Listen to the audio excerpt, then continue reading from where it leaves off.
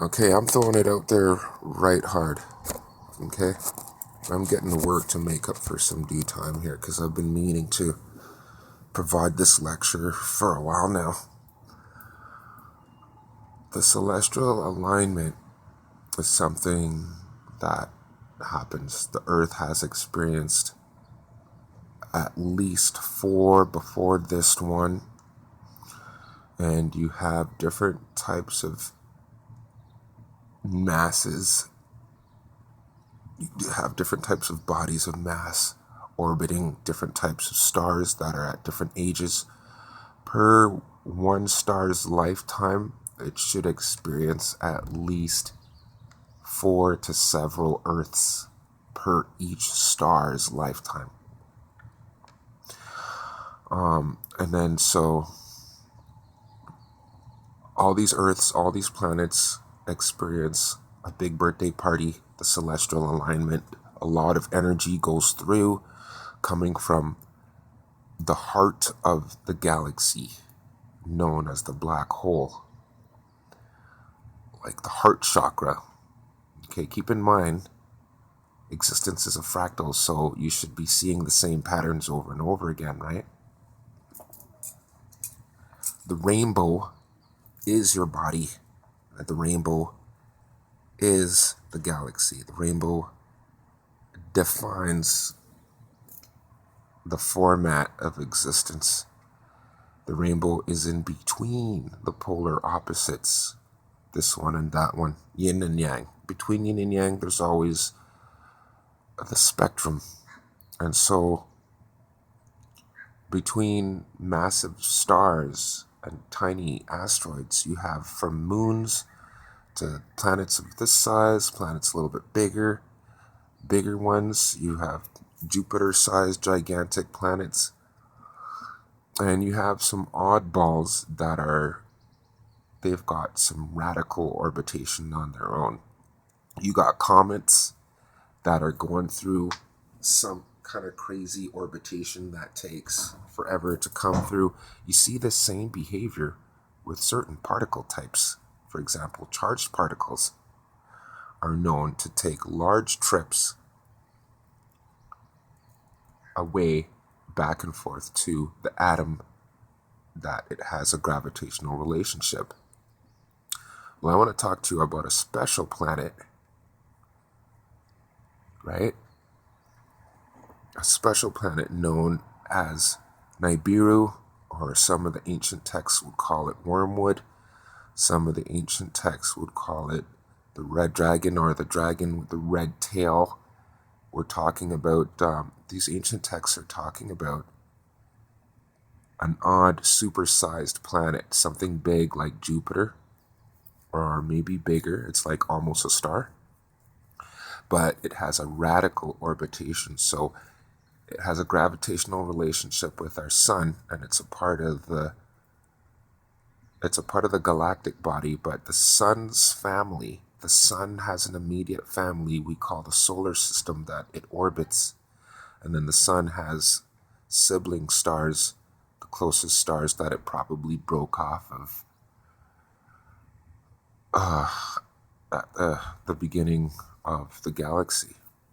Plus, there's the odd star masses from the other galaxy that fused with the Milky Way some time ago. Basically, where I'm trying to get here is I'm just trying to have you aware that, even there's some special stars coming in, according to ancient texts, that are a part of the alignment. So they must be close siblings to our sun, because they're coming in for the birthday reunion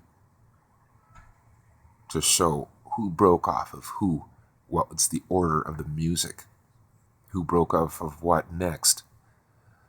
So my theory is Nibiru might be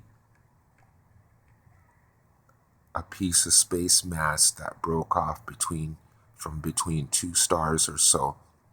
But when it broke off, the break off was like a violent, it's a little bit explosive when the galaxy is being formed, as the mass falls in together and then separates. and then tries to fall back and everyone misses. Well, when they separate, they all separate at different speeds.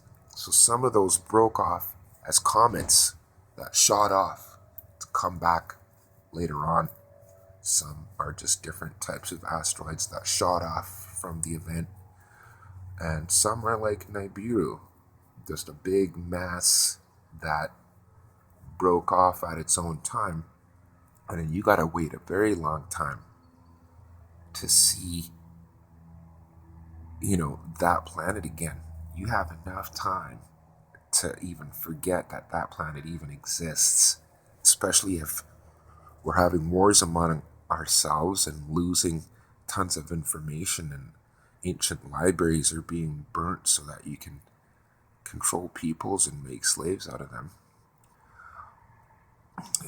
So we live in a day and an age now where it's like, whoa, ancient texts and modern day science are meeting, and we're getting new material. There's other Earths that we're beginning to see out there for other star systems, but we got Nibiru coming in and a couple other cool stars that are set to add to the geomagnetic excitement of not just the Earth, but to the whole solar system. Keep in mind, some of the planets in this solar system have already gone through their polar shift.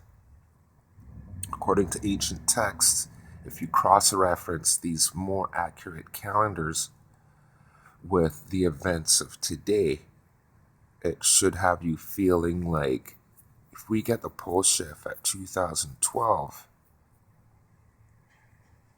and the weather's just like this and we're just getting a little bit of floods here and there and a little bit of earthquakes here and there, but nothing's really going on yet, it means it's at least 2004 or 2008 right now, which means it's not the year 2013.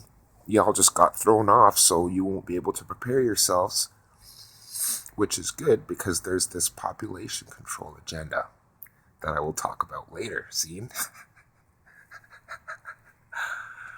The celestial alignment, though, is not something you need to fear. There's something good happening too, is when all these planets get excited and all this geomagnetic communication starts happening and some stuff start happening, like the Earth's crystal anatomy starts moving differently, and a couple of energy fields around the Earth temporarily shut down for a while, which would explain how the ancient texts warn of asteroids hitting the ground. Well, you can get that if the Earth temporarily shuts down its protective shields as a result of the Earth's inner anatomy changing its movement as a result of the geomagnetic relationships with the rest of its family, the other masses of space. Be right back for the next episode. Thank you.